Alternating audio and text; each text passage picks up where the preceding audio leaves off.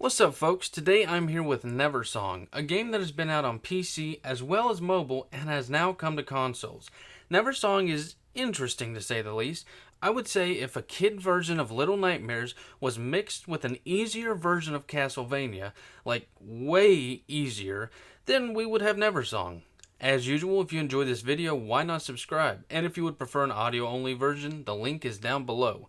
I was supplied a code from the devs, so I did not pay the $15 price tag, but I'm about to tell you if it's worth it. My name is Tanner, and this is For Your Money, a different kind of review. Story is first. Neversong is about a boy named Pete. Pete is an orphan who had no friends until one day he met a girl named Ren. But Ren wasn't just any girl. Ren was the prettiest girl in town. She was smart, strong, and kind, and above all, she was Pete's girlfriend. One day, while looking for a place to play, Pete and Ren stumbled across an asylum only to be met by a shadowy figure that captured Ren. Now, Pete is unlike Ren. He was scared, so scared he fell into a coma. Upon waking up, he must find Ren and her captor, as well as figure out where all the adults in town have gone. This story is a smart one filled with a deep theme, as they say in the opening of the game, but it also comes with some interpretation. Now, with some of this interpretation comes a little bit of a rocky road. Now, for me personally, I definitely feel like the game could have benefited from longer cutscenes and a bit more dialogue, and I say this because I know quite a bit of people who will and have been confused on the conclusion of the story.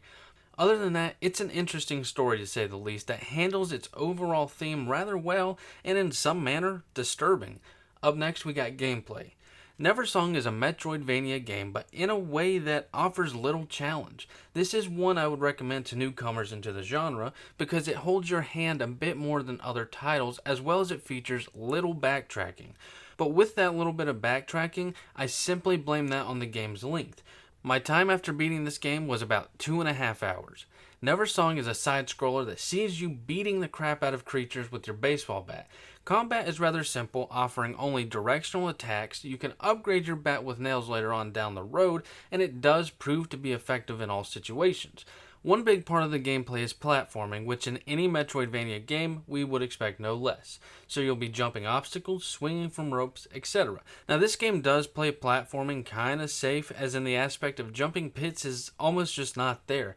The pits you do jump are normally holes that lead somewhere else on the map that are relatively unimportant. Now, with that point being made about the platforming, it brings me back to the idea that this game is entry level for newcomers to the genre. What they did do is give you some tools like an umbrella and a skateboard to add variety to the platforming. For example, you'll skate down hills, hit switches with your bat, and jump into a rope swing, and I would be lying if I said it wasn't fun. Here's where I do give big compliments: the boss fights. Every boss fight is unique. You cannot fight every boss the same way. It's just not going to happen. One boss you'll attack their head while swinging from a rope, whereas another one you're swinging your bat while gliding with your umbrella. As for the methods they use to attack you, you're going to have to learn new tactics. One will summon wind and you'll have to jump over oncoming obstructions while handling the wind, and for me most notably, one boss will shoot knives at you in bullet hell style. If there's one takeaway from this game that I'll talk about, it's the boss fights, so good job on their part. As for things in the gameplay I did not like, it would be some of the minor bugs, one of which had me exit my game and load back up. Now I stuck laying on the ground and I could only move about a foot left and right. Luckily the save system is supreme, but still it was a pesky bug. As I said, the story I think could have benefited from longer cutscenes and more dialogue, but that also extends to the gameplay here as well. I think a better lasting impression would have resulted from a little bit longer gameplay. The design for Neversong, it was a nifty approach nonetheless. When I said a kid version of Little Nightmares, I meant it. The design of characters vaguely resembles its art style, but the details aren't nearly as exaggerated as they were in Nightmares. Level design is a strong point for these devs. Each level offered different layouts and themes, as well as how you handled each one of your tools at your disposal. As for the characters, now every character in this game are polar opposites. It was like a school in the 90s. You had a punk, a bully, a fat kid, etc. As for the soundtrack, it was quite somber. I mean, the general feeling of the game is lonely. You just lost your best friend, though at times you'll have an uplifting melody almost to remind you to keep pushing. For voice acting, the one thing that stood out was the narrator. Not only was the acting genuine, but it was also smart writing. So here's a couple clips of the overall design. Puke face, get over here and help me. Isn't it obvious, Puke? I have hypoinflammatory disorder. I inflate randomly. Give me my sewing needle, cute Bart. My mom gave it to me for emergency poppage for just such occasions. Those little turds, the spiders, snatched it right out of my...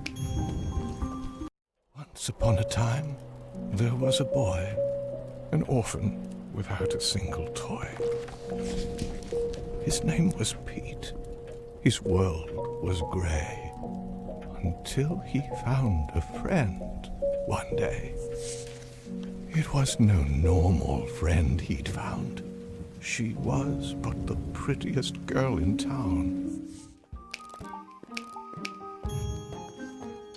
1001, 1002. Oh, crap, not another interruption. I told myself I need to jump to 1,550,000,000. It will make me feel amazing.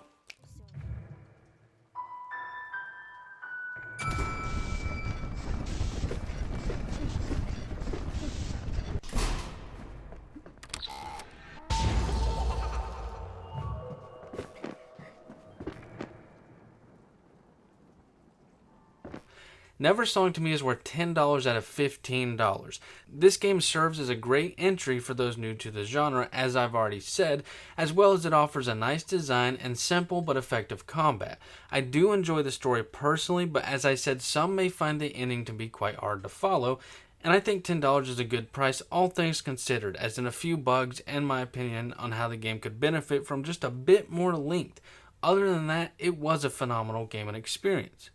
That's all I got, folks. If you enjoyed this video, why not subscribe? If you did not, hit that thumbs down. Till next time, fellas.